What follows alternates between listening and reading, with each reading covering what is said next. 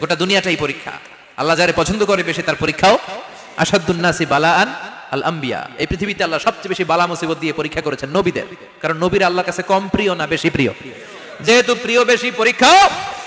এজন্য মুমিনের উপর যদি পরীক্ষা আসে, মুমিনের উপর যদি অত্যাচার আসে, মুমিনের উপর যদি ধৈর্যের পরীক্ষা আসে, জেল জরিমানা আসে, মুমিন ওইটারে ভয় পায় না। মুমিন ভয় পায় একজনকে, চিল্লায় বলেন তিনি কে? কারণ আল্লাহর ঘোষণা ওয়ালা তাহিনু ওয়ালা তাহজানু। ঘোষণাটা কার? ভয় নাই, তোদের চিন্তা নাই। আনতুমুল আ'লাউনা ইন কুনতুম মুমিনিন। তোমরাই বিজয়ী হবা যদি মুমিন হও, যদি মুমিন হও। এজন্য ধৈর্যের পরীক্ষা দিতে হবে, আল্লাহর উপর তাওয়াক্কুল করতে হবে, অত্যাচার আর জুলুম আল্লাহর নামে সহ্য করে যেতে হবে। চিল্লায় বলেন ঠিক কি না? কারণ মুসলিমের সাথে আল্লাহ থাকে। মুসলিমের বদদুয়াকে বিশ্বনবী ভয় করতে বলেছেন, কারণ মুসলিমের বদদুয়ার মাঝে আর আল্লাহর মাঝে পর্দা থাকে। যারা দুনিয়ার বুকে জুলুম করে তাদেরকে ক্ষমতার মসনদ থেকে নামিয়ে দেয় কে? আর যারা মজলুম হয়, যাদের রক্ত দিয়ে জমিন ভেজে, তাদেরকে জমিনের ক্ষমতা দিয়ে দেয় কে? আর যারা রক্ত ঝরায়, ইতিহাস বলে তারা শেষ পর্যন্ত প্রাণ আর জান নিয়ে পালাবার জায়গাটা পায় না। চিল্লায় বলেন ঠিক কি না? এজন্য মুমিন খুব ভালো করে জানে, রাত্রি যত গভীর হয়, সুবহে সাদিকের সময় কাছে আসতে থাকে। গর্ভবতী নারীর পেটের জ্বালা যন্ত্রণা, ব্যথার পেইন যত বাড়ে, নতুন মেহমান আগমনের সময় কাছে আসতে থাকে। তেমনি ইসলামের পক্ষের শক্তির উপর যদি অত্যাচার, অনাচার, স্টিম রোলার বেড়ে যায়, এটা প্রমাণ করে ইসলামের বিজয়ের সময় কাছে আসতে শুরু করেছে। চিল্লায় বলো ঠিক কি না? এজন্য রাব্বুল আলামিন ডেকে বলেন, গোলাম লিয়াবলুয়াকুম আইয়ুকুম আহসানু আমালা। কে ভালো আমল করো, কে খারাপ আমল করো, এজন্য আমি জীবন মরণ তৈরি করেছি। চিল্লায় এখন ঠিক কি না? এরপর আল্লাহ বললেন, ওয়ালাকাদ যায়্যানাস সামাআদ দুনিয়া বিমাসাবিহা ওয়া জাআলনাহা রুজুমান লিশ-শায়াতিন। সুবহানাল্লাহ বলেন। ওয়ালাকাদ যায়্যানাস সামাআদ দুনিয়া। মাইকম্যান কোথায়? সাউন্ডটা বাড়াও। এত দুর্বল কেন তোমার সাউন্ড? মনে হচ্ছে আমি মাইক ছাড়া কথা বলছি। সাউন্ডটাকে স্ট্রং করো। ওয়ালাকাদ যায়্যানাস সামাআদ দুনিয়া। I have beautified the closer sky with candles, with light and stars. আল্লাহ বললেন, আমি দুনিয়ার আকাশকে তারা দিয়ে সুশোভিত করেছি। আকাশে তারা আছে না নাই? এগুলো এমনি এমনি হয়েছে না? তৈরি করছে কে? বিশ্বাস হয়? কোনো সন্দেহ আছে? এখন তো লাইটিং ফাইটিং এর যুগে তারার যে কি সৌন্দর্য আমরা বুঝি না। আমরা যখন ছোটবেলা গ্রামে যেতাম, রাতের বেলা তারার মেলা, কি সুন্দর, একটার চেয়ে একটা সুন্দর। শুকতারা, ধ্রুব তারা, সপ্তর্ষি মণ্ডল, 7টা তারার একটা চেইন আছে, চিনেন এগুলো? কি সুন্দর তারা। এগুলো তৈরি করে রেখেছে কে? প্রথম আকাশের মহাশূন্যকে আল্লাহ এই তারকা দিয়ে বিউটিফাই করেছেন। It's a candle. আল্লাহ সাজিয়ে রেখেছেন। আমরা খালি চোখে যেটা দেখি, এটা কিন্তু আকাশ না, এটা প্রথম আকাশ নয়। প্রথম আকাশ যে কত দূরে আমেরিকান নাসার বিজ্ঞানীরাও জানে না। খালি চোখে আমরা যা দেখি, এটা প্রথম আকাশের মহাশূন্য। এর অনেক অনেক অনেক উপরে প্রথম আকাশ। এরপরে দ্বিতীয় আকাশের মহাশূন্যের স্তর শুরু, এরপরে দ্বিতীয় আকাশ, তারপরে তৃতীয় আকাশের মহাশূন্যের স্তর শুরু, তারপরে তৃতীয় আকাশ। একটার চেয়ে আরেকটা বড়। প্রথম আকাশের চেয়ে দ্বিতীয় আকাশ কত বড় বলি? আপনার হাতের আংটিটা যদি সাহারা মরুভূমিতে আপনি ছুঁড়ে ফেলে দেন, পুরো মরুভূমির তুলনায় আংটি যত ছোট, আল্লাহর দ্বিতীয় আসমানের তুলনায় আল্লাহর প্রথম আসমানটা ঠিক তত ছোট। একটার চেয়ে একটা বড়, একটার চেয়ে একটা বড়। সূর্য দেখে আমরা অবাক হয়ে যাই। 9,30,00,000 মাইল দূরে। এই পৃথিবীর চেয়ে 13 লক্ষ গুণ বড়। এটার সানশাইন, আলো আসতে পৃথিবীতে 8 মিনিট 18 সেকেন্ড লেগে যায়। আমরা মনে করছি সূর্যই বড়। আমরা বসে আছি মাইথার দিয়াতে, তাই না? এই জায়গাটার নাম কি? মাইথার দিয়া। কি খালি এতটুকু প্যান্ডেলের সমান? কত বড় মাইথার দিয়া! এই পুরো মাইথার দিয়া কোন থানায় পড়ছে? দাউদকান্দি। দাউদকান্দি হচ্ছে কুমিল্লার 16টা থানার একটা, ঠিক কিনা? 16 থানা মিলে কুমিল্লার একটা জেলা। এরকম কয়টা জেলা আছে? 64 জেলা। এই 64 জেলা মিলে আমাদের সুজলা সুফলা শস্য শ্যামলা ডিজিটাল বাংলাদেশ। কথা কন। আর বাংলাদেশ হচ্ছে পৃথিবীর সবচেয়ে বড় দেশ। হ্যাঁ, 64 জেলা, এরপরে ছোট। যাদের অ্যাটলাস ম্যাপ নিয়ে যাদের ধারণা আছে, তারা দেখবেন বাংলাদেশ এই শব্দটা লেখার জায়গাও আমরা পাই না। মানচিত্রে বাংলাদেশ শব্দটা লেখার জায়গা পায় না।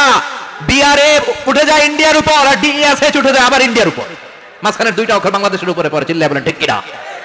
কত ছোট দেশ। পাশের ইন্ডিয়া 20-25 গুণ বড়। ইউরোপ আমেরিকার অনেক দেশ আছে, আমেরিকায় বাংলাদেশের চেয়ে শতগুণ বড়। কানাডা কয়েকশো গুণ বড়। রাশিয়া কয়েকশো গুণ বড়। এরকম প্রায় 200 দেশ নিয়ে পৃথিবীর স্থলভাগ, আর 70% হচ্ছে শুধু পানি। এই সব মিলে আমাদের এই পৃথিবী। আর এত বড় পৃথিবীর চেয়েও নাকি সূর্য 13 লক্ষ গুণ বড়।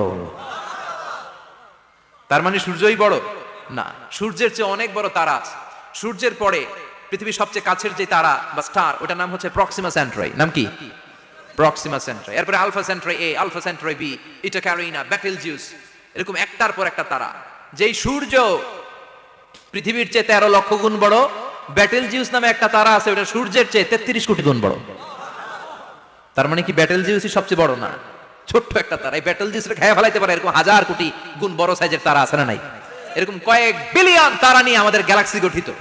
আমাদের গ্যালাক্সি, এটার নাম মিল্কি ওয়ে। এটার নাম কি? আমাদের গ্যালাক্সি। এই গ্যালাক্সিতে আমাদের অবস্থান। এরকম কত হাজার কোটি গ্যালাক্সি আছে আমেরিকার নাসার বিজ্ঞানীরাও জানে না।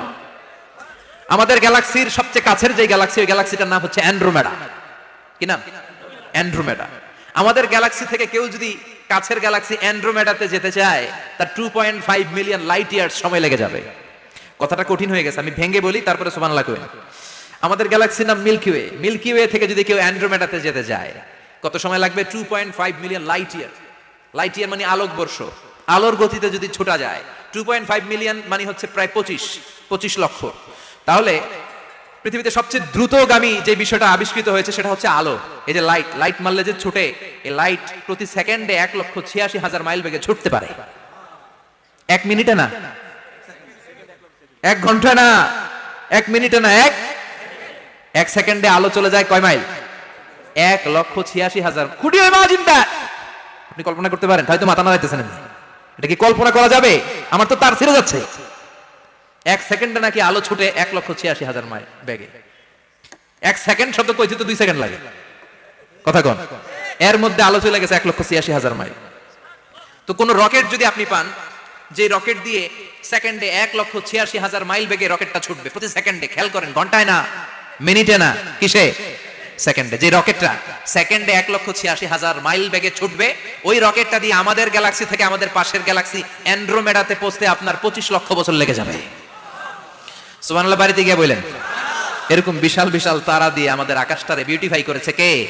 এজন্য আল্লাহ বললেন, ওয়ালাকাদ যায়্যানাস সামাআদ দুনিয়া বিমাসাবিহা ওয়া জাআলনাহা রুজুমান লিশ-শায়াতিন। আমি এই দুনিয়ার আকাশটারে সুন্দর সুন্দর তারকারাজি লাইটের মতো সেটিং করে সুশোভিত করেছি। আবার এই তারকা দিয়ে আমি শয়তানদেরকে প্রহারও করেছি। সুবহানাল্লাহ। শয়তানদেরকে আল্লাহ তারা মেরে আঘাত করে। সুবহানাল্লাহ বলেন। এরপরে এই সূরার প্রথম রুকুর শেষে আল্লাহ বললেন, وَأَسِرُّوا قَوْلَكُمْ أَوْ اجْهَرُوا بِهِ إِنَّهُ عَلِيمٌ بِذَاتِ الصُّدُورِ أَلَا يَعْلَمُ مَنْ خَلَقَ وَهُوَ اللَّطِيفُ الْخَبِيرُ। আল্লাহ বললেন, وَأَسِرُّوا قَوْلَكُمْ, তোমরা যদি গোপনে কথা বলো, আও ইজহারু বিহি, কিংবা স্পষ্ট করে বলো, সব শুনে কে? আপনি যেমনি বলেন শুনবে কে? বলেনই নাই, শুধু মনে মনে ভাবছেন, শুনবে কে? সুবহানাল্লাহ কইবেন না? সাত আকাশের উপরে, আরশের উপরে তার অবস্থান, সাত জমিনের নিচে কোন গোপনতম প্রকোষ্ঠে, কোন ছোট্ট বাক্সের ভেতরে যদি কোনো পিঁপড়া, পিপিলিকা নীরবে হেঁটে যায়, আল্লাহ বলে আমি ওই পিঁপড়ার হেঁটে চলার পায়ের আওয়াজটাও শুনতে পাই। এজন্য কেউ যেটা শোনে না, শুনে কে? এরপর আল্লাহ বললেন, হুয়াল্লাযী জাআলা লাকুমুল আরদা যালুলান ফামশু ফি মানাকিবিহা ওয়া কুলু মির রিজকি ওয়া ইলাইহিন নুশুর। সুবহানাল্লাহ বলেন।